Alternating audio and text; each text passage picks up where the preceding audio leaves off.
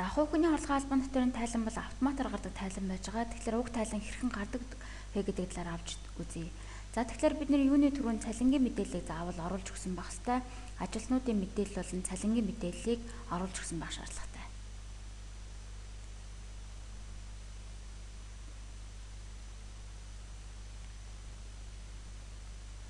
За цалингийн мэдээлэлээр бид нэр 1-ээс 3 сарын цалингийн мэдээллийг оруулж өгсөн.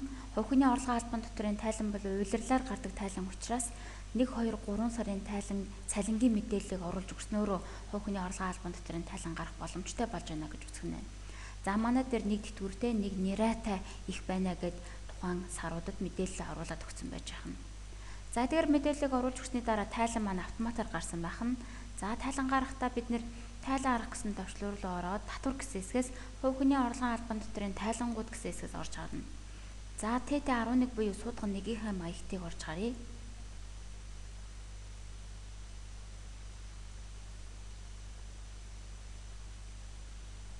За маягт 11 гэсэн байж байна. За цалин хөдөлмөрийн ус болон тэдгээртэй адилтгах орлого болон шууд бус орлогоо суудгасан албан татварын тайлан гэж байна.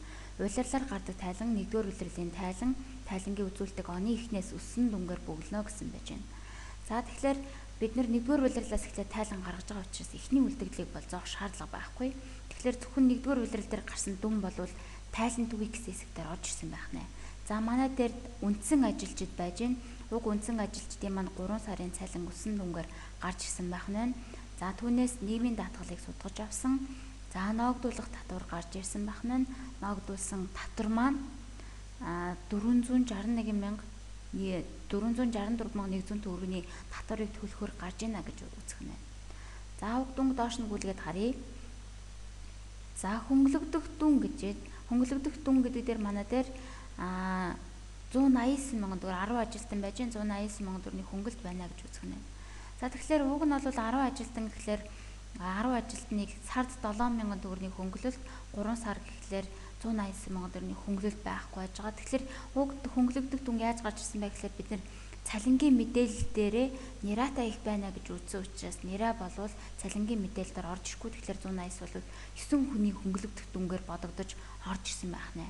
За ингээд хөнгөлөгдөх дүнгээ хасаад 275,100 төгрөгийн суудгуул зохиог татвар гарч ирсэн байх нь. За шууд бус орлого байхгүй. За шууд бус орлого байхгүй учраас эцсийн дүнд 275,100 төгрөгийг төлнө гэж гарч ирсэн байх нь. За татварын тооцоол дээр урд тайлангийн эцсийн илүү дутуу гэдэг дээр манай дээр кредит талдаа 13,000 төгрөг илүү төлөлттэй гэж гарч ирсэн байх нь. Уг дүн хэрхэн гарч ирсэн бэ гэхээр ажлын үстнэгтэн дээр бид нэр хувь хүний орлогын албан татварын тайлангийн эхний үлдэгдлийг зоохдоо манайх хувь хүний орлогын албан татварын тайлангаас авлагатай гэж зоож өгсөн. Авлагатай учраас үр төлбөрийн дебет тал байршиж явах юм бол авлагатай байх нэ гэж ойлгох нь. За энэ дүн маань ажлын үстнэгтээс татагдаж орж ирсэн байх нь. Эцсийн дүнд 62,100 төгрөгийн дутуу төлөлттэй гарч ирсэн. За уг дүн яаж гарсан бэ гэхлээр бид нэр ажлын үстнэгт рүү ороод харъя. За илүү төлөлттэй байсан тайланд хугацаанд бид нэр 275,125 төгрөгийн өртөө гарч ирээд за дансаараа бид нэр хувь хүний орлогын албан татварлаа 200,000 төгрөг шилжүүлсэн байна. За ингээд эцсийн үлдэгдэл маань 62,134 төгрөгийн өртөө гэж гарч иж байгаа учраас татварын тайлан дээр маань энэ дүн маань дутагдан гарч иж байна гэж үзэх нь.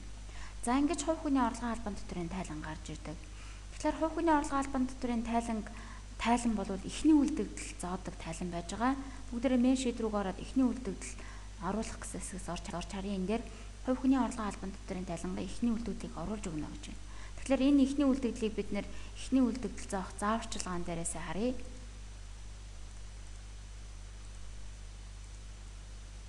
За тэгэхээр 1-р улирлын тайлан гаргаж байгаа бол эхний үлдэгдэл оруулахгүй, харин 2, 3, 4-р улирлын тайлан гаргаж байгаа бол өмнөх улирлын хувь хүний орлогын албан татварын тайлан үлдэгдлүүдийг оруулж өгнө гэсэн.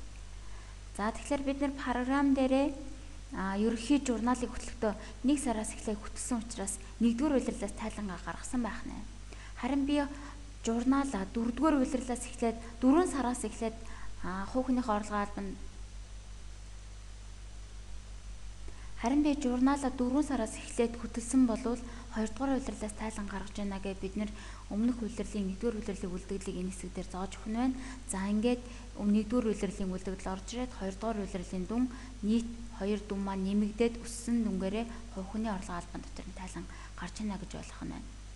За мөн анхаарах зүйл болвол хөнгөлөгдөх дүн байж байгаа. Энэ хөнгөлөгдөх дүн дээр хэрвээ манай дээр гэрээт ажилтан байх юм бол 7000 төгрөгийн хөнгөлөлт идэлхгүй гэж үзнэ.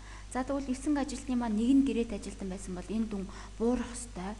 Тэр дүнг хаана оруулж өгөх гэхээр бид нэр цалингийн мэдээллээ оруулж өгөхдөө ажилтнуудын мэдээлэл гэсэн хэсэг дээр тохиргоог нь хийж өгөх шаардлагатай.